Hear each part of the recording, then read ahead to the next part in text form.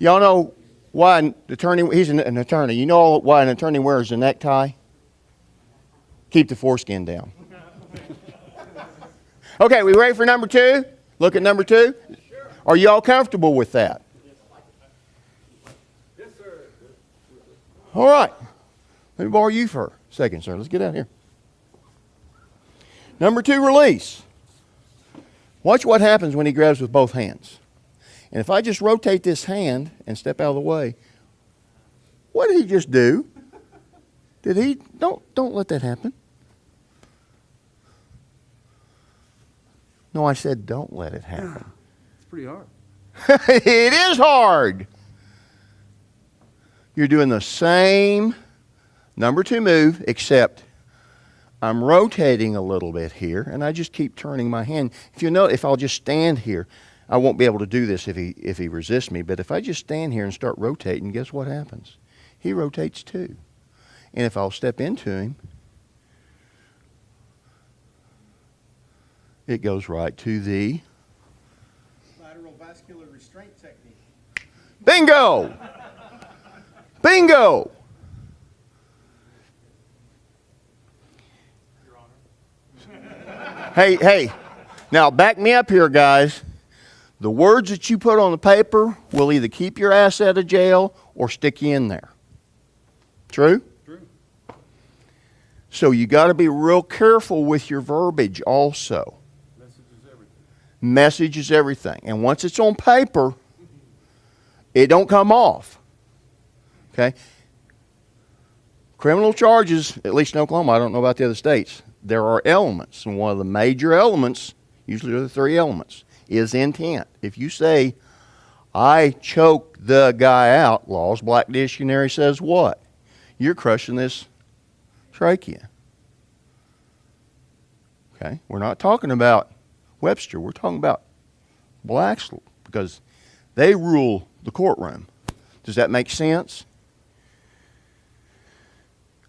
So, we're building a strategy here also. Fight don't end right here, guys. Might be in the courthouse later.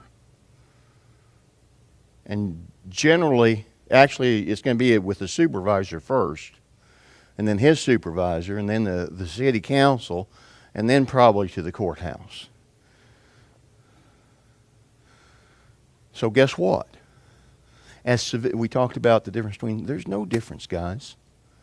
If you're Joe Blow civilian, and you do a choke on me, and you say, I choked this guy out, you're trained.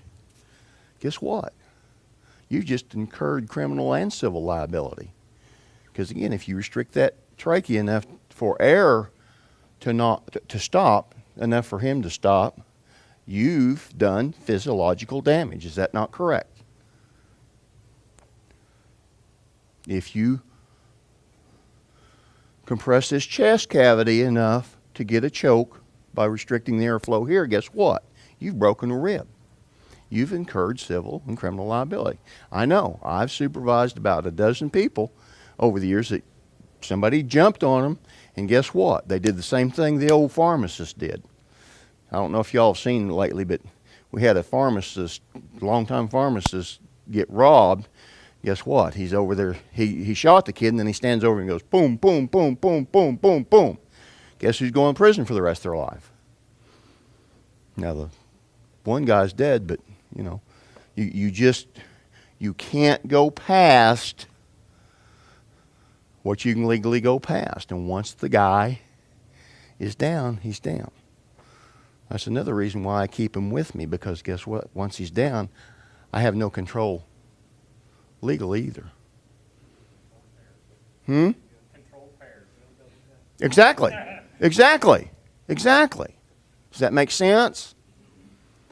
So we're building